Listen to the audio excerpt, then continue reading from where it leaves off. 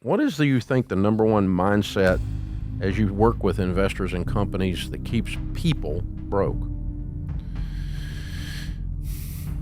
They subscribe to what everyone else around them who is poor tells them about how to get rich. So they take poor people's advice on how to make money. And so as a result of that, they keep doing the wrong stuff, or they don't do anything at all. And a lot of them sit into this area of, the paralysis analysis. They're like, I need to find the perfect thing. And meanwhile, 10 years later, they're still trying to wait to find the perfect thing. And they haven't started anything. Yeah. How do you become a writer? Right. Yeah.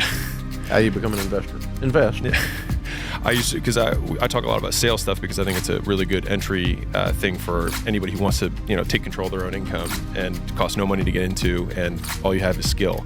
Is that, you can read 100 books on sales, but the first 1,000 cold calls you do, you'll learn more than all the books that you read up to that point. Experience is a mighty teacher. Oh, 100%. And it's interesting with skill proficiency, but people will put off, it takes 20 hours of concentrated work to become proficient at most skills. Playing the guitar, playing the piano, learning to do a cold call, 20 hours proficient of actual dedicated work.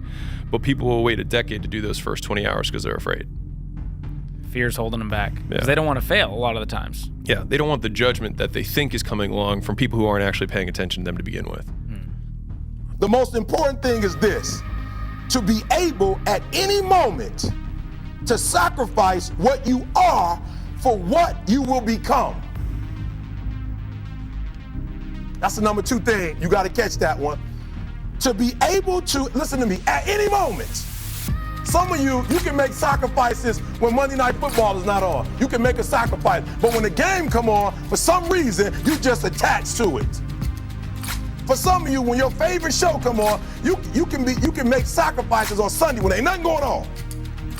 But when your favorite show comes on Monday, bam, some of you focus until the phone ring, and then you like, I gotta answer it. If I don't answer the phone, I'm gonna die. I'm saying to you today that there are some of you, if you give up your cell phone, you would be successful. But your cell phone is more important to you than your success. I'm gonna say it again, I'm gonna hurt somebody.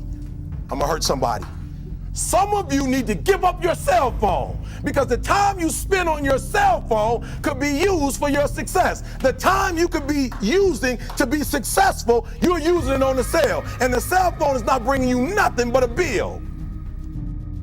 What is a strategy? A synchronized step-by-step plan from point A to point B. Your strategy is important. You've got to fix your strategy. If you've been doing what you've been doing for 5 years and it's not working, it doesn't mean you need to give up your idea. You might need to give up your strategy. Your strategy of accomplishment has to change with the times. You may not have hit your customer yet, but that doesn't mean your customer's not out there. You've got to find somebody, and let me tell you who wants what you got. The person who wants what you have is a person who sees what you have as an answer to their problem. People will go get answers. They are not looking for problems. What do you solve with what you bring? And you don't have to have a degree to do this. It could be as simple as my father's mopping a bucket. My father ended up with 52 employees in the 60s because he built a business that solved the problem. Not all of us will be doctors. Not all of us will be chemists. Not all of us will be lawyers. Not all of us will be astronauts. But the astronaut still needs a plumber. The doctor still needs an electrician. Whatever your business is, it must be an answer to somebody's problem. If you wake up in the morning and you start having negative thoughts, man, this ain't my day. I woke up on the wrong side of the bed. I'm tripping, I just don't feel myself. Every time you feel, in the middle of the day, if you feel yourself doing that, stop, just stop for a second.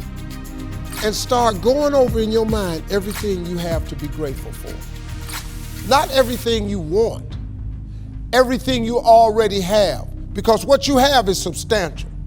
You just haven't gone over the list and taken inventory in a long time. But the fact that you can walk, that's a blessing.